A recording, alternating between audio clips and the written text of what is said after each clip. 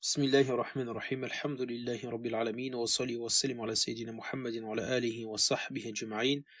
Allahumma la ilma lana illa ma 'allamtana innaka antal alimul hakim. Allahumma la sahla illa ma ja'altahu sahla wa anta taj'al al-hazna sahla idha shi'ta. Amma ba'd. Nous voici donc au juz al-thani ashar, le juz numéro 12. Le début de ce juz débute à la sourate 11 au verset 6, donc la sourate Hud, et vient se terminer à la sourate numéro 12, la sourate Yusuf, au verset 52. Il y a plusieurs thématiques à aborder, et la première thématique de ce juz, Allah subhanahu wa ta'ala rappelle donc sa grâce et évoque son savoir et sa puissance subhanahu wa ta'ala. Puis la thématique qui va suivre, Allah va indiquer le comportement humain face aux bienfaits et face aux épreuves, comment l'humain se comporte lorsqu'il reçoit un bienfait et comment il l'est lorsqu'il reçoit une épreuve.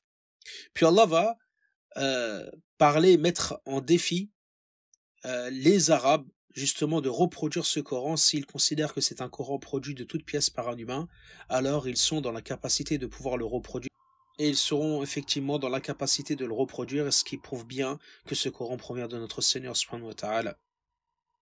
Puis Allah va nous parler de deux catégories, de ceux qui veulent ce bas monde et ceux qui veulent l'au-delà, avec certaines descriptions. Et ce qui va suivre, la rétribution donc des croyants et des incroyants. Puis par la suite, une fois ces éléments traités, Allah va commencer à détailler des histoires des prophètes, comme il l'avait fait dans la sourate A'raf, en commençant avec l'histoire de Nuh, avec son peuple. Et cette histoire, donc qui va prendre part sur plusieurs versets, va avoir 4 sous-éléments ou 4 sous-thématiques. Donc de cette histoire de Nuh, qu'est-ce que nous avons? Nous avons 4 éléments de l'histoire de Nuh dans cette sourate. Le premier élément, l'appel à son peuple et le débat qu'il va avoir avec eux. Vous avez ça de versets 25 à 31. Puis leur demande et leur précipitation par rapport au châtiment. Donc leur menace, et ils vont dire, si tu nous menaces, apporte-nous donc ton châtiment si tu es sincère. Vous avez ça de versets 32 à 35. Puis Allah subhanahu wa ta'ala va indiquer la tristesse et le désespoir de Nuh concernant son peuple, car peu d'entre eux vont croire, et il va lui ordonner la construction de l'arche, donc l'arche qu'on appelle l'arche de Noé.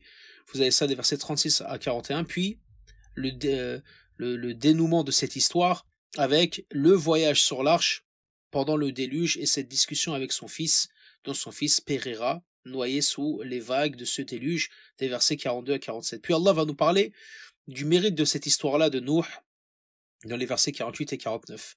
La 8e thématique, Allah va nous indiquer l'histoire de Hud avec son peuple. Et il y aura 2 sous-éléments.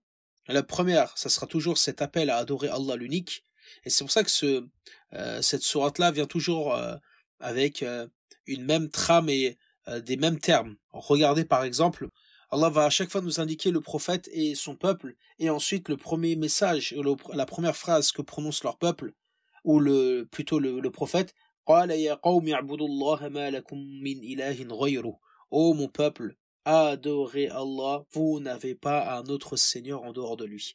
Donc c'est toujours avec cette phrase-là qu'Allah subhanahu wa ta'ala fera ses introductions avec ces différentes histoires. Et donc cet appel. Puis ensuite, Allah va indiquer la destinée finale du peuple donc de Ad, ce peuple-là de Ad, donc le peuple de Hud. Et ça, vous avez donc des versets 50 à 60, l'histoire donc de Hud. Puis Allah va passer à l'histoire de Salih avec son peuple, des versets 61 à 68. Premier élément, l'appel donc à adorer Allah l'unique avec le même terme, le même verset concernant Salih, donc qui appelle son peuple. Puis l'histoire et le miracle de la chamelle, qu'Allah subhanahu wa ta'ala donc leur a donné comme signe et comme preuve que Hud Salih est bien donc un prophète envoyé par son Seigneur, et bien sûr la fin du peuple de Thamoud qui a décidé de d'égorger cette chamelle et de la sacrifier alors qu'il ne devait pas la toucher. Donc vous avez ces éléments entre les versets 61 et 68. Puis vous avez la thématique suivante, la 10e, l'annonce donc à Ibrahim alayhi salam d'un enfant, donc ce discours avec la visite des anges chez Ibrahim et de cette annonce majestueuse le concernant, car il avait dépassé un certain âge ainsi que son épouse. Donc vous avez ça des versets 69 à 76. Puis Allah va mentionner l'histoire du peuple de Lot, donc des versets 77 à 83, et leur terrassement et leur anéantissement, ce peuple-là.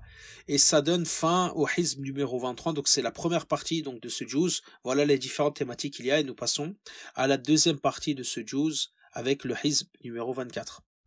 Ce hizb va débuter donc à la sourate numéro 11, donc là où nous sommes, à la sourate Hud, au verset 84, avec l'histoire de Shu'aib et son peuple, avec également toujours cet appel au tawhid et à l'amélioration de la société ou de ces échanges qu'il y avait, car ce peuple-là était un peuple transgresseur et excellait dans l'escroquerie. Donc vous avez les versets 84 à 88 qui en parlent. Puis la menace et l'avertissement du châtiment de Shu'aib à son peuple, et effectivement ce châtiment qui va s'abattre sur eux, des versets 89 à 95. La thématique suivante, Allah va nous parler de l'envoi de Moïse à Pharaon, puis Allah nous donnera les leçons à tirer des châtiments précédents qui ont été cités. Ensuite, des méditations à porter sur ces événements et surtout à faire le lien avec ce qui nous attend dans l'au-delà. Et vous avez tout ça dans entre les versets 100 à 109. Puis Allah va nous parler des causes de divergence concernant la Torah et la voie de l'union. Comment arriver à cette union-là dans les derniers versets presque de cette sourate-là. Puis Allah va nous mettre en avant l'ordre de patienter et d'effectuer la prière, ainsi que les causes de la perdition des peuples précédents. Et il finira cette sourate, subhanahu wa ta'ala, avec les bénéfices de ces histoires qui ont été racontées sur le prophète sallam. Donc vous vous rendez compte, à chaque fois il y a ce schéma-là, de raconter ces histoires pour ensuite appeler les croyants à en tirer des leçons et se rendre compte qu'en réalité ils ne sont pas seuls. Car ces gens-là, ces différents peuples, avec le temps qu'ils ont vécu au niveau chronologique, ont vécu des points communs. Ces prophètes tous appelés à la vérité, et ils ont tous subi de la majorité de leur peuple de l'aversion, de la moquerie, de l'attaque, des railleries, etc., etc. Et donc nous ne sommes pas, nous, en tout cas musulmans à l'heure actuelle, épargnés de cela. Nous vivrons les mêmes choses. C'est pour ça qu'il faut absolument tirer des leçons de ces histoires-là et savoir dans quoi nous naviguons. Donc c'est la fin de la sourate Hud et nous rentrons donc dans la sourate Yusuf, cette sourate Yusuf qui va à 90%, 95%, mentionner et raconter l'histoire de Yusuf d'une seule traite et avec ses frères et son histoire en Égypte également. Donc la sourate Yusuf commence avec la révélation coranique. Allah va parler de cette révélation coranique qui a été envoyée pour qu'on puisse justement méditer. Puis il va avoir différentes thématiques de l'histoire de Yusuf. Chronologiquement, son songe, son rêve, le rêve de Yusuf. Et ensuite, il va le raconter à son père. Et vous avez la thématique suivante qui va suivre, c'est le complot et le stratagème des frères de Yusuf pour se débarrasser de Yusuf dû à leur jalousie le concernant. Et par la suite, la thématique suivante, ça va être l'application de ce plan diabolique et leur retour et leur discussion avec leur père. Bien sûr, ils étaient donc des menteurs ici, car ils vont mentir à leur père. Puis nous avons la thématique suivante, le sauvetage de Yusuf du puits, car il sera jeté dans un puits par ses frères. Et Yusuf va être sauvé par une caravane qui passe, et il sera racheté et ensuite revendu donc au gouverneur d'Égypte, à la femme du gouverneur d'Égypte. Puis il va avoir cette histoire terrible entre Yusuf et la femme du gouverneur, c'est-à-dire cette tentation qui fait partie des grandes tentations aujourd'hui pour la jeunesse comme pour les moins jeunes, c'est-à-dire cette tentation vis-à-vis de la jante opposée, c'est-à-dire soit masculine si on est femme, soit féminine, et ici c'est le côté féminin et comment Yusuf va essayer de gérer cette affaire, donc de versets 23 à 29. Puis il y aura suivi de cette histoire la vision des femmes égyptiennes, donc de la femme du gouverneur.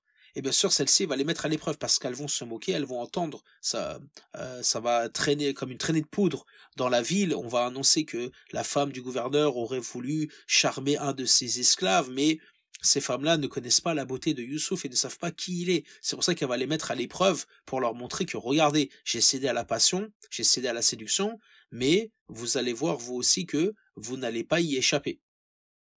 Ensuite, Yusuf, bien sûr, refusera de s'adonner à leur suggestion et il va préférer la prison. C'est pour ça que la thématique qui va suivre, c'est Yusuf avec les deux personnes qui seront emprisonnées avec lui dans la cellule, qui vont voir des rêves et connaissent que Yusuf a la capacité d'interpréter ces rêves-là et vont lui demander donc d'interpréter chacun à leur tour, eh bien, les rêves qu'ils ont pu voir. Puis, Allah va nous mettre en avant donc des exemples d'interprétation, comment Youssouf va interpréter les rêves de ces deux personnes-là, mais surtout le rêve que le gouverneur a fait, puisque le gouverneur va faire un rêve avec donc des vaches qui seront donc des vaches pleines, grasses, etc., qui seront ensuite remplacées par des vaches qui seront maigres, etc. Et personne ne pourra interpréter ce rêve si ce n'est Youssouf. C'est pour ça que par la suite, celui qui avait échappé, parce que une des deux personnes qui étaient avec lui en prison a été libérée. En tout cas, les deux ont été libérés. Un va périr, l'autre va résister, il va être parmi les proches du gouverneur, et il va se rappeler que Youssouf a la capacité d'interpréter ce rêve. C'est pour ça qu'il va indiquer au gouverneur qu'il y a quelqu'un qui est capable et dans la capacité d'interpréter son rêve. Il s'agit de Youssouf, mais il est en prison, et c'est pour ça que le gouverneur, dans la thématique et la dernière thématique de ce juz, va demander à rencontrer Youssouf et donc discuter avec lui pour lui demander quelle est l'interprétation à donner à ce rêve terrible qu'il voit régulièrement.